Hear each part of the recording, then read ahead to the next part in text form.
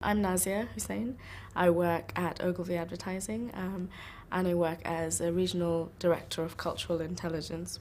What we often have is large multinational clients who have big brands that need to be understood and ideally loved by people all over the world. People all over the world are different and will be looking for different things from the products that they buy.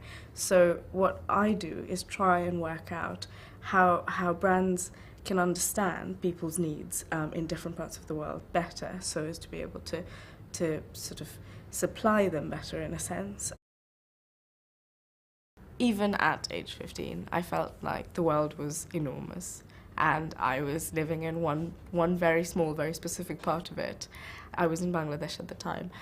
I think I just had a curiosity about the rest of the world that couldn't be satisfied by staying in Bangladesh, so I decided to leave.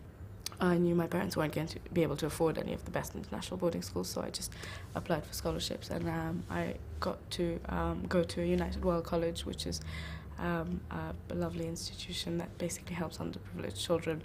They're fabulous because they basically have one person represented from every country in the world. So in my first year away from home, I was living with a Zimbabwean, a Chinese girl and a Canadian girl. We had, 4 bunk beds to a dorm room and were just told to get on with it. I came from quite a traditional Asian family. You didn't really not go to university. It wasn't done. And so I read English at Oxford and loved it, but couldn't for the life of me think what to do next, because what do you do with an English degree is what everyone who finishes an English degree will say.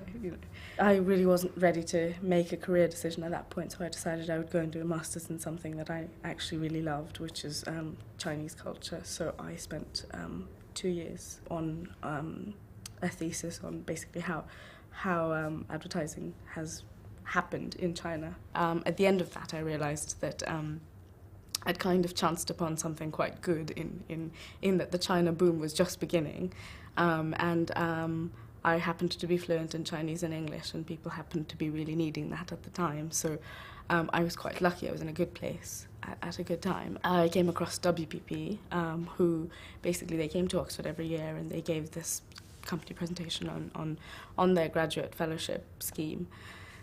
I spent half my year in London, half my year in Shanghai, because my clients at the time were local Chinese clients. So my very first job out of university, I was using the language skills and I was using a lot of the cultural context skills that I picked up through anthropology. So it was a great start. My parents are quite proud of me. They never really pressured me into doing anything. I think they probably just knew that I would do what I wanted to do anyway. And they probably just thanked their lucky stars that it was quite a good thing that I wanted to do. I wanted to study and work quite hard and get a good job. And I think I was brought up fairly traditionally, fairly conservative society. I like travelling, but I do travel a lot for work, so I get to do it through my job, which is great. And I love cooking, and again, that's partly it. I think it comes with travel. When you've tried lots of different kinds of food, you tend to want to eat lots of different kinds of food when you can, and so you tend to try and cook it. And so that's kind of what I do. I cook in my spare time.